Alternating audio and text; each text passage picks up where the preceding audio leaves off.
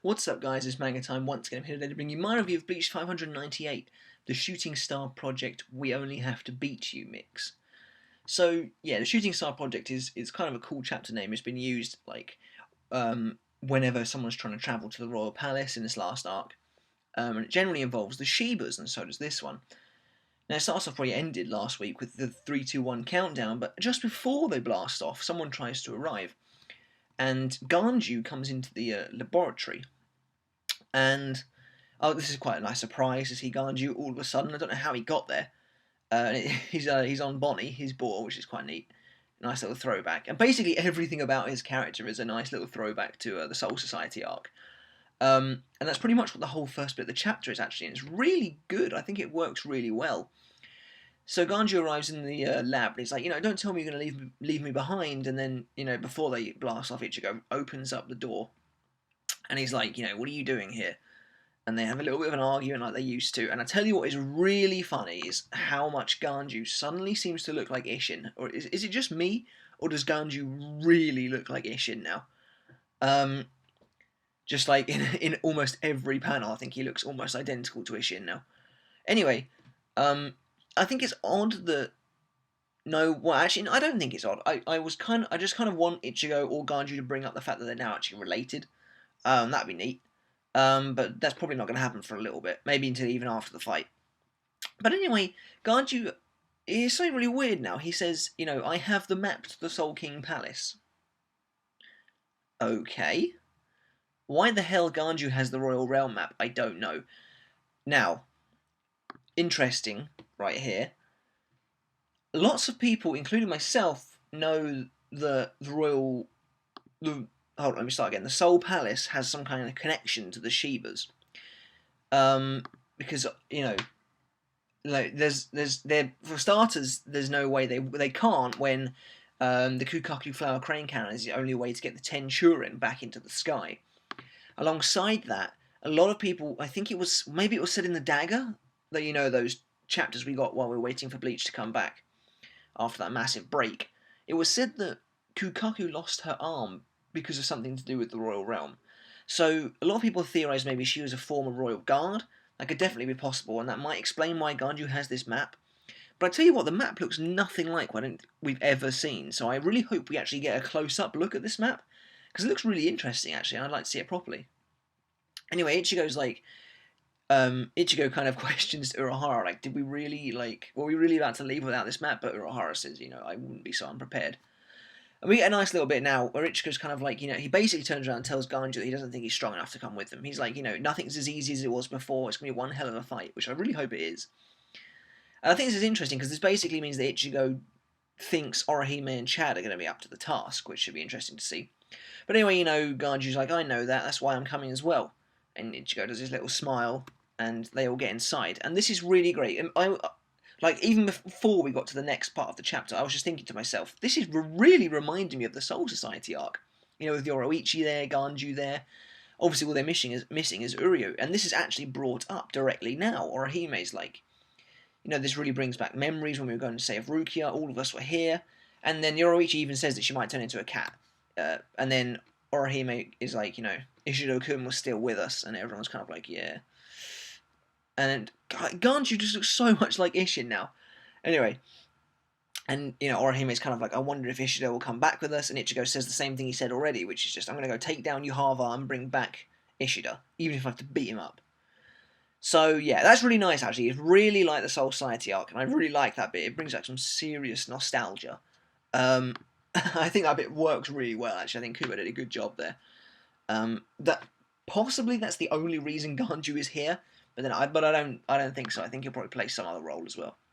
However, we then go back to the Royal Realm, which I wasn't expecting actually, and we see Uryu looking kind of nasty. But we don't actually see Uryu. We see Nianzol Weizol or Weizol. I'm gonna call him Weizol if I can remember. And he's speaking with his lisp. And what's interesting to note is that the Royal Guard soldiers, their swords have all bent out of shape as they try and get near him.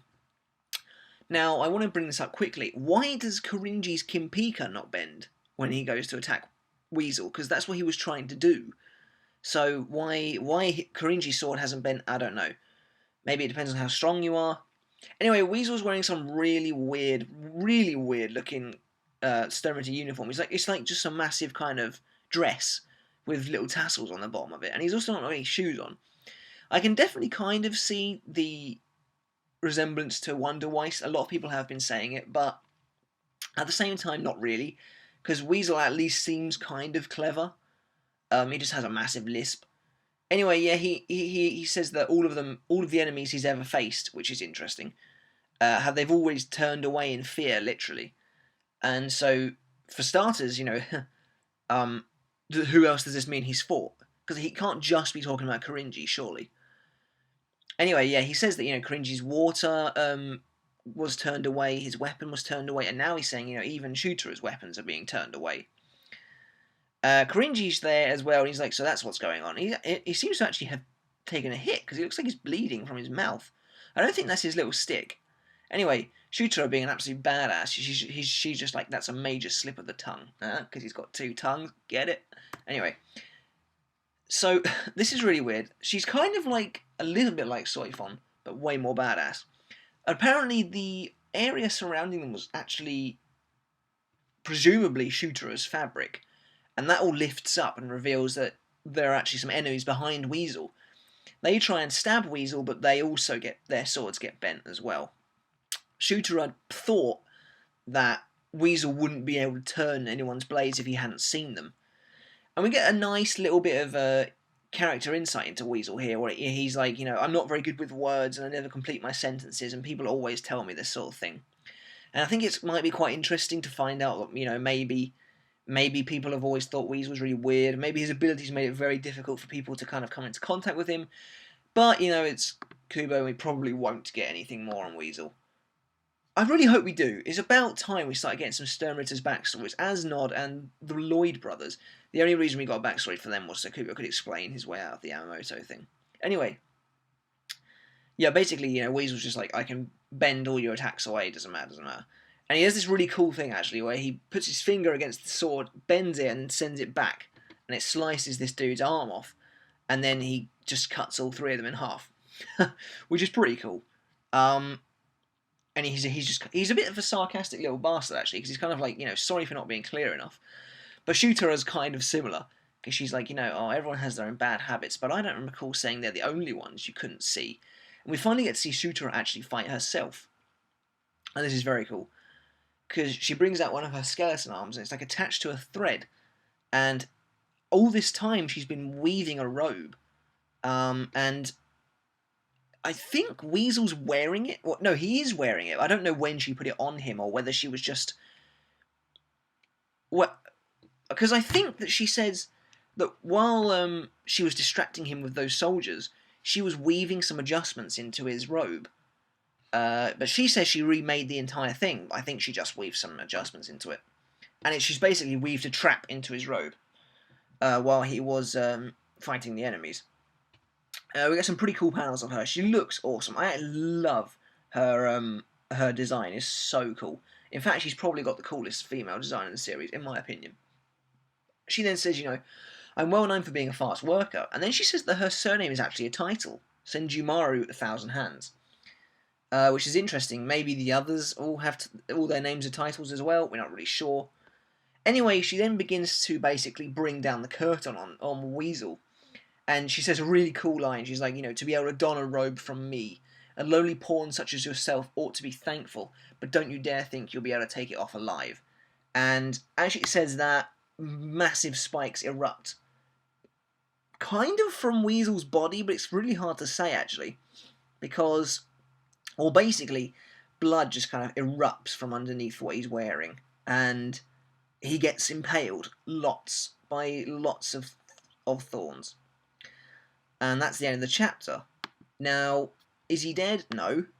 No, I don't think he is dead. If he is dead, that's a massive disappointment. Well, not a massive disappointment, because who really cares about Weasel at the moment? But it would be weird for one of these unknown Sternritters to get killed off in 2 chapters. In fact, it's kind of even less than that, because Weasel only really came in at the end of the last chapter, so I don't think he's dead just yet. I think he's going to somehow be alive and turn it around. What else kind of surprises me is the fact that Ichigo and the others are already on their way. The only thing I can think of is maybe it's going to take them a while to get there. Yhwach's going to move on a bit. and they're going to have to go through the palace to get there. I don't really know where this is going, to be honest. I don't want them to just arrive in the palace and immediately be fighting the bad guys, but I can kind of see that. I can see that happening, actually. But yeah, all in all, this wasn't a bad chapter. It probably wasn't as good as last week's chapter. I like the beginning bit, the whole Soul Society nostalgia, and the fact that everyone was kind of harking back to that, and that was a big motif that was going on, and like how they wanted to bring Uryu back, and then the second part of the chapter was also quite cool. Though again, not a whole lot happened. It was cool seeing Shutara in action though, but I don't think Weizol's dead. And as always, the art's really good. Ganju's definitely looking like Ishin. Where are the Fullbringers? That's what I want to know. I think that they probably might show up pretty soon now that Ganju's there, because it's unlikely Ganju would just left them with Kukaku. They might have done, I suppose. But yeah, that's kind of the end of the chapter, guys. I'm going to give this one an 8 this week. I enjoyed it quite a lot, but it wasn't as good as last week's. So yeah, let me know in the comments below what you thought of this week's chapter. How are you finding Weizol? Do you think he's probably dead and that's the last we'll see of him, or maybe not? What do you think of Shutara and her fighting style? She seems pretty awesome to me. And whether those guards are actually part of her, like, weaponry or not, I don't really know, or if they are actual people. Because they didn't seem to bleed when they got cut, but I'm not really sure. Maybe that's just the quality of the scan, and I'll check that later on Manga Stream. Anyway, guys, that's it from me this week. As always, please subscribe. That'd be really great, and give the video a thumbs up. Really appreciate it. Other than that, guys, I'll see you next time. See ya.